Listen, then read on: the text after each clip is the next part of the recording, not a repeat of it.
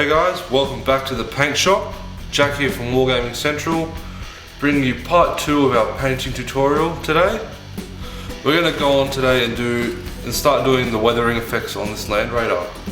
I'm going to start off by doing a few sponging techniques just to get down the base colours for my rust effects, and then I'm going to go across and I'm going to do some superheated metallics. So I'm going to get the paints ready and we'll be right back.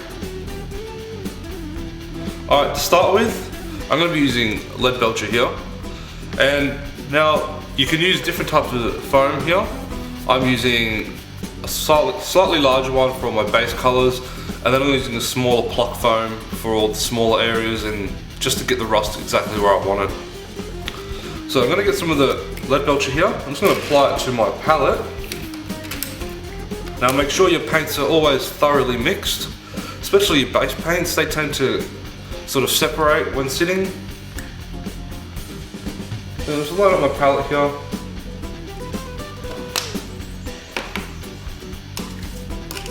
Add just a little bit of water, not too much, because we want this to be quite thick, the paint. We don't want it to really run anywhere. So I'm just going to get my sponge here, dab it on the lead belcher. You can see it's sitting on the end of the sponge there. I'm just going to get rid of a bit of excess, and I'm going to start applying it into all the places that I want.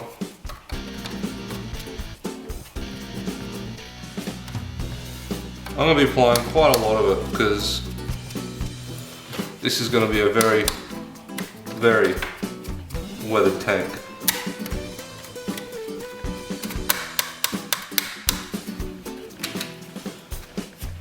This sponging technique is also very good for anyone who collects Horus Heresy miniatures, because everything back then is quite severely damaged from all the war going on.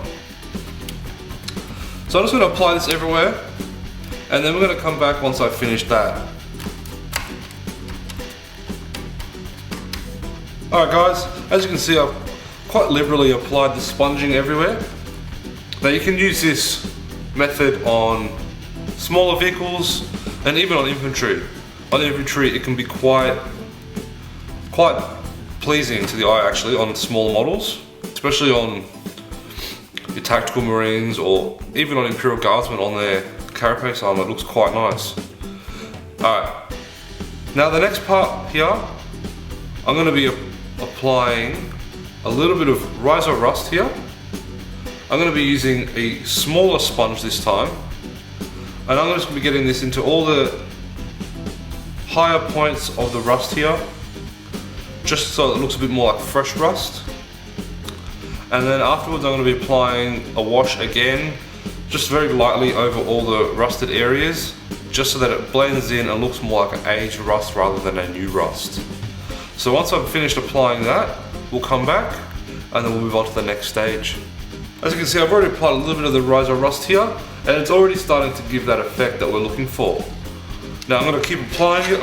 I moved over to a larger sponge here just so that I can get a bit more onto the model. You just want to hit all the areas that would be the most exposed to rusting.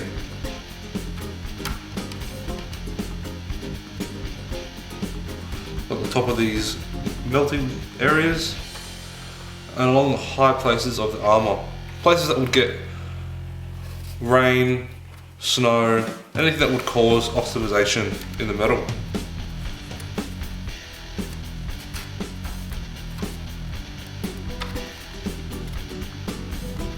Guys, as you can see, I've applied the Riser Rust everywhere, and now we're getting that very rusted effect. The orange does look a lot brighter on camera than it does in person, but that's okay. I know what it looks like, and when you try it yourself, you'll be able to see as well how it turns out. I'm going to apply now Army Painter's quick soft tone sepia again. I'm going to be doing it quite thin, just brushing it on lightly, just to sort of tone down the orange a little bit and blend it all together and again build to that more aged look. So I'm going to lay that down, and then we'll come back afterwards and we'll move on to the next step. And there we are guys. I've applied the soft tone sepia over the whole model and I've let it dry quite a fair bit. It's still probably got another 5 to 10 minutes to go before it's fully dried. Once that's done, we'll come back and we're going to start applying a little bit of Nalak oxide. We're going to be applying it just to a few places where some oxidization would occur, just some parts on the track, some of the metallics areas, and then we're going to do our superheated metal effects on these areas here. And once we finish that, that'll be the end of the second part of this series. I hope you've enjoyed it so far, but once this is dry, we'll come back and we'll keep going. Alright, now that that's dry, we're going to start applying the Nalak oxide. Now this is a very, very interesting paint. I like to use it for a cheats effect for OSL. I use it on my fast here, for the eyes and for the hands, to make it look like they're using their psychic powers. So we're just going to apply this just in a few little areas, sort of running it in the cracks and stuff.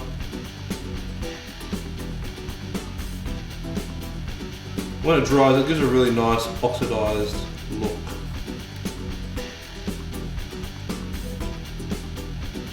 You're probably saying, Jack, not all metal oxidizes this color.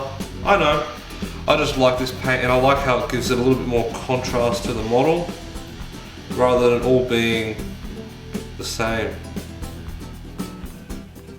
So once we've finished applying this and it's dried, we'll come back and we'll do the last part for this video, which will be the superheated metal effects.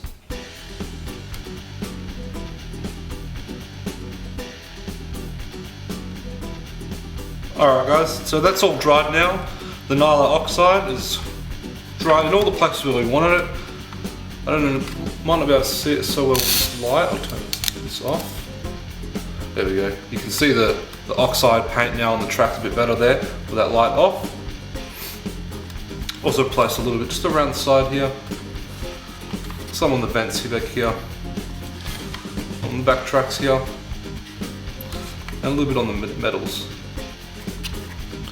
Alright, so now we're going to move on to the superheated metal look. Well, the heated metal look. I'll put this light back on now. Ooh, sorry about that. And first off, we're going to be placing Dracoth Nightshade. Now, we're going to be using a smaller brush for this. I'm going to apply a little bit of this wash.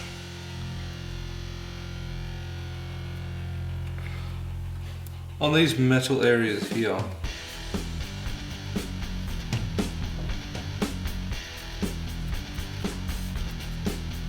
If you have seen strained or heated metal, it does change colour from the steel or metallic look through a shade of blues and even into purples.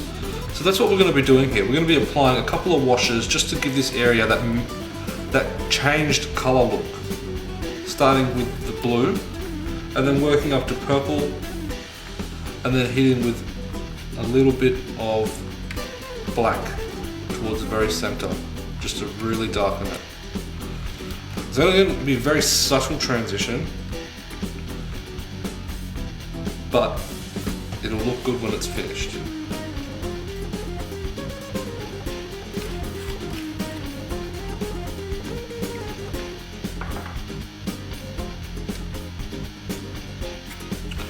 Alright, so we're just going to let this dry, and then we're going to come back and we're going to apply another layer of blue, let that dry, and then we'll work on the Druchii Violet.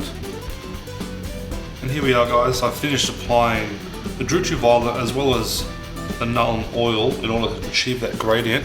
I'm just going to zoom in here so you guys can get a better look at this, and you might be able to see the gradient as well.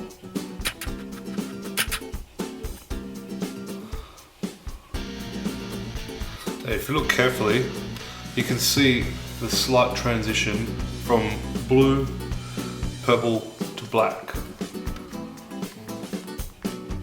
And that's it guys. That's the end of part 2 of this painting tutorial. I hope you enjoyed it, and I hope that I've been able to provide you some useful hints and tips. Again, please leave a comment down below. Let me know if there's anything I can improve upon, if you have any questions as well. Anyway, thanks guys. See you later.